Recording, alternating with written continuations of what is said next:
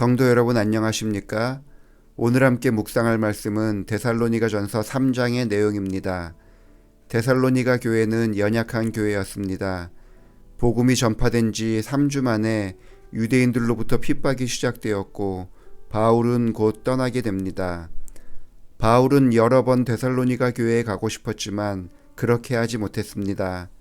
바울은 데살로니가 교회에 대한 염려 때문에 디모데를 보냈습니다.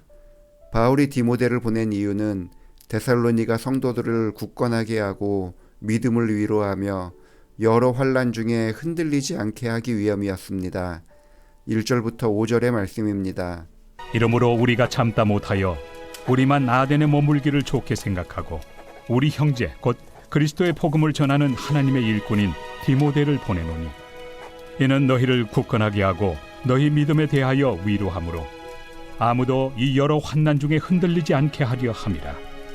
우리가 이것을 위하여 세움받은 줄을 너희가 친히 알리라. 우리가 너희와 함께 있을 때 장차 받을 환난을 너희에게 미리 말하였는데 과연 그렇게 된 것을 너희가 아느니라. 이러므로 나도 참다 못하여 너희 믿음을 알기 위하여 그를 보내었노니 이는 혹 시험하는 자가 너희를 시험하여 우리 수고를 헛되게 할까 함이니. 바울은 데살로니가에 있을 때에 예수님을 믿는 것은 평안과 형통함만이 있는 것이 아니라 환난과 시험도 있을 것이라고 말하였습니다. 그리고 외부로부터의 환난과 핍박으로 인해서 연약한 교회가 흔들리지는 않을까 하는 불안함이 있었습니다. 자신이 뿌린 복음의 씨앗이 헛되이 돌아갈지도 모르는 불안함 가운데 디모데를 보낸 것입니다. 지금은 디모데가 너희에게로부터 와서 너희 믿음과 사랑의 기쁜 소식을 우리에게 전하고 또 너희가 항상 우리를 잘 생각하여 우리가 너희를 간절히 보고자 함과 같이 너희도 우리를 간절히 보고자 한다 하니 이러므로 형제들아 우리가 모든 궁핍과 환난 가운데서 너희 믿음으로 말미암아 너희에게 위로를 받았노라. 그러므로 너희가 주 안에 굳게 선즉 우리가 이제는 살리라. 디모데가 바울에게 돌아와서 들려준 데살로니가 교회의 소식은 바울을 기쁘게 만들었습니다.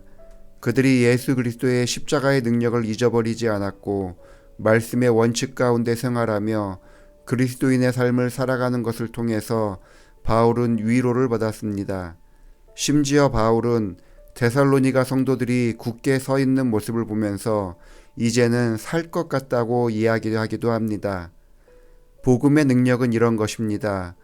복음을 있는 그대로 받아들이는 사람은 환난이 찾아온다 하더라도 믿음 안에 굳게 설 수 있습니다. 복음 앞에 순종하는 사람은 다른 사람에게 위로를 주고 생명의 능력이 무엇인지를 보여주게 됩니다. 데살로니가 사람들이 그렇게 복음을 받아들였고 이것이 바울에게 큰 감동을 주었습니다. 9절의 말씀입니다. 우리가 우리 하나님 앞에서 너희로 말미암아 모든 기쁨으로 기뻐하니 너희를 위하여 능히 어떠한 감사로 하나님께 보답할까. 바울은 데살로니가 교인들의 모습에 기뻐하며 하나님께 감사를 드렸습니다. 2장에서 하나님께 기쁨이 되는 삶을 이야기하였던 바울은 복음을 전하는 것이 하나님께 기쁨이 된다고 이야기하였습니다. 그런데 복음을 전하는 것만이 하나님께 기쁨이 되는 것이 아닙니다. 복음대로 사는 것도 하나님께 기쁨이 됩니다. 환난과 어려움 가운데서도 복음대로 살아갈 수 있습니다. 환난과 어려움 가운데서도 복음의 진리 안에서 살아갈 수 있습니다. 중요한 것은 이렇게 사는 것이 오랜 신앙의 연륜과 경험이 있어야지만 가능한 것이 아니라는 사실입니다. 마음만 먹고 결심만 한다면 신앙의 연수가 길지 않아도 데살로니가 교인들처럼 충분히 그렇게 살아갈 수 있습니다. 데살로니가 교인들은 공식적으로 겨우 3주 바울의 기별을 들었을 뿐입니다. 횟수로 따지면 복음을 들은 시간은 얼마 되지도 않습니다. 바울이 걱정하고 염려하여 디모데를 그곳에 보냈어야 할 만큼 그들은 기초가 부족했습니다. 그러함에도 데살로니가 사람들은 그 복음 진리를 잊어버리지 않았습니다.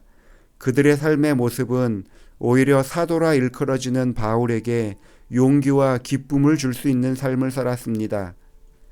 지금 우리는 신앙적으로 연약하고 믿음이 부족하다고 생각할 수 있습니다. 교회에 나온 지 얼마 되지 않아서 잘 모른다고 말할 수도 있습니다. 하지만 우리가 있는 그대로 하나님의 말씀에 순종하기로 결심한다면 하나님과 다른 성도들에게 기쁨이 되는 인생을 살아갈 수 있습니다. 신앙과 믿음에 관하여 부족한 것 투성이라고 생각할지 모릅니다. 하지만 아는 것 하나라도 실천하면서 살아간다면 그것이 하나님과 다른 성도에게 기쁨과 감사가 넘치게 만들어줄 것입니다. 오늘 하루도 가진 것을 순종하고 실천함으로 하나님께 기쁨이 되는 그런 성도들이 되기를 바라면서 말씀을 마치겠습니다.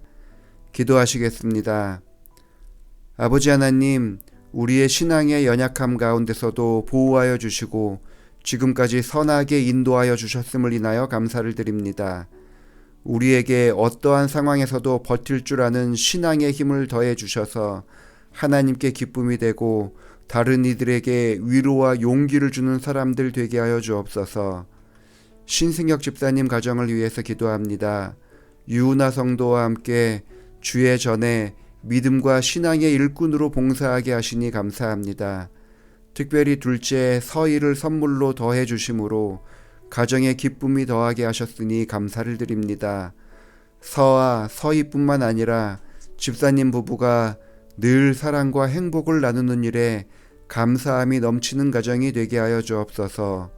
무엇보다 유은아 성도에게 지치지 않는 체력과 건강한 마음을 더해 주셔서 두 아이를 홀로 양육하는 일에 지치지 않도록 도와주시고 서아가 나이는 아직 어리지만 순종하는 아이로 성장하게 하셔서 부모님의 마음의 부담을 덜고 하나님 뜻 안에 건강하게 잘 자라나는 아이가 되게 하여 주옵소서.